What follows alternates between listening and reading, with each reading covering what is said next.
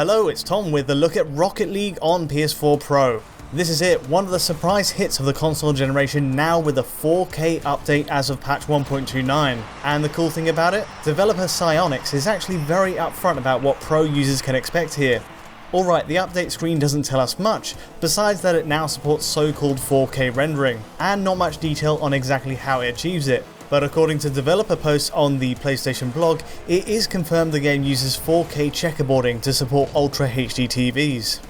Now I'll say this right away, the checkerboarding here is convincing. Even taking 4K captures from the machine in motion, I found each stair step is unique to each line of pixel data. This means from a screenshot it's very difficult to tell it isn't a true 4K image. I couldn't spot any artifacts whatsoever on hard edges, where you'd expect an interlace style pattern in other checkerboarded games. Certainly while playing, it's very hard to spot the difference between PS4 Pro's 4K output and the real thing. So we have it directly from the developer then. Not a true native 4K, but to my eyes the perceived effect is still excellent. As you can see in direct comparison with the standard PS4 on the left running at 1080p, PS4 Pro brings a big upgrade in clarity at 4K.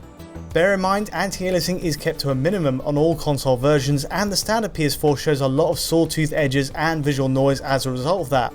Similarly, on PS4 Pro, anti-aliasing is either minimal or completely absent, but because of the huge boost in pixel output here, it's much easier on the eyes. It is possible to spot rough edges, and there's still a shimmer on specular mapping across the ground, but all this is massively reduced. The result is really quite brilliant on a 4K TV, though sadly high dynamic range isn't supported right now. Also worth noting is that UI elements over the top of the game are a mixed bag, and not all aspects are 4K. Obviously the text is 4K, but 2D graphics like the boost gauge in the bottom right corner are upscaling from the original 1080p asset. Overall not a big deal, and it's something we've seen in games like Diablo 3 too, but it's the gameplay that sees the biggest jump in quality. Now to achieve these matching shots, we're using replays copied over to both machines synced to the frame. The advantage? We can see the extent of the upgrades on PS4 Pro besides resolution. And the short answer is there's not a huge difference in core visuals compared to a base PS4. Shadow resolution, alpha effects, grass shaders and even textures are identical to the original PS4 in this stage. Even so, there are some neat touches I've noticed. For one, I caught improved textures in the exhibition mode across the ground just beneath the car.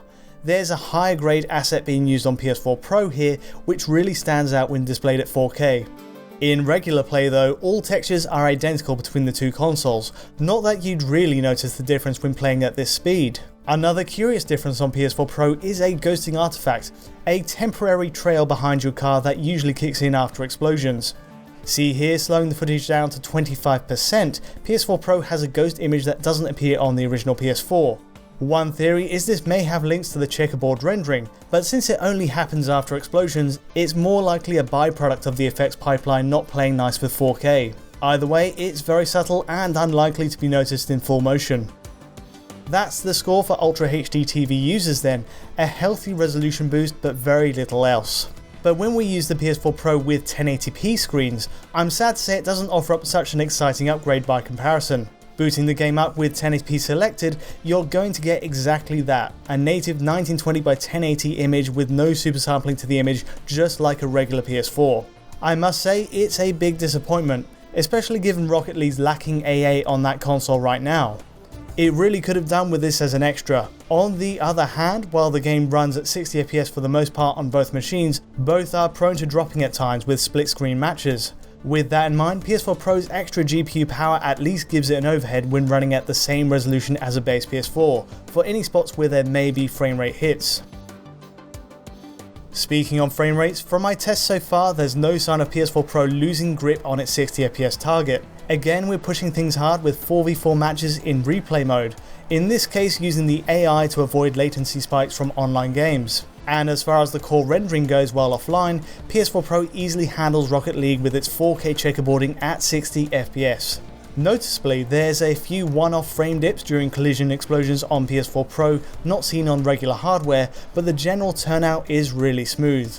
There's really nothing to complain about on this front, and as a clinical stress test of GPU performance, very little is lost. Now, performance in split screen should be a little more trying on both machines, especially in complex arenas.